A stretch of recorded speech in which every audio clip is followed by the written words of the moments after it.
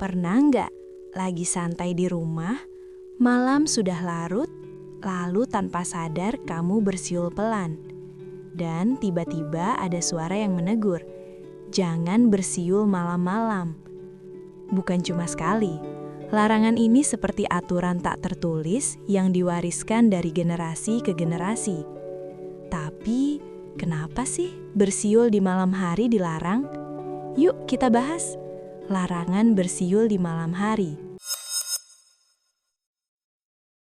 Di banyak daerah di Indonesia, bersiul di malam hari dipercaya bisa mengundang hal-hal yang tidak terlihat.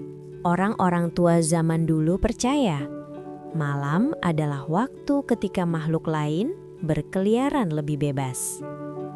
Suara siulan yang bagi manusia terdengar biasa, konon bisa terdengar seperti panggilan bagi makhluk tak kasat mata.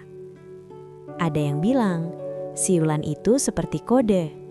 Semakin sunyi malam, semakin jelas suara itu terdengar di dunia yang berbeda.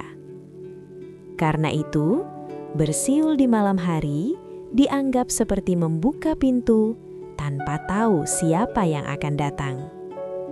Di beberapa cerita, orang yang bersiul di malam hari mengalami hal-hal aneh. Ada yang merasa seperti diikuti. Ada juga yang mendengar siulan balasan padahal tak ada siapa-siapa. Ada juga yang mengaku mimpi buruk berulang setelahnya. Mitos lain mengatakan bersiul di malam hari bisa mengundang jin atau makhluk penjaga tempat sepi. Bukan untuk menakuti, tapi untuk mengingatkan bahwa malam bukan hanya milik manusia. Namun, jika dilihat dari sisi logis, larangan ini juga punya alasan yang masuk akal.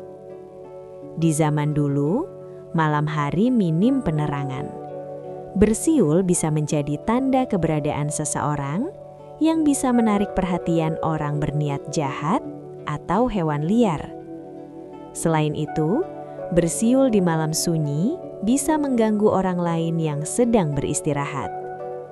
Karena itulah, larangan ini perlahan berubah menjadi mitos yang dibungkus dengan cerita mistis agar lebih mudah dipatuhi. Jadi, larangan bersiul di malam hari bukan sekadar cerita seram tanpa makna.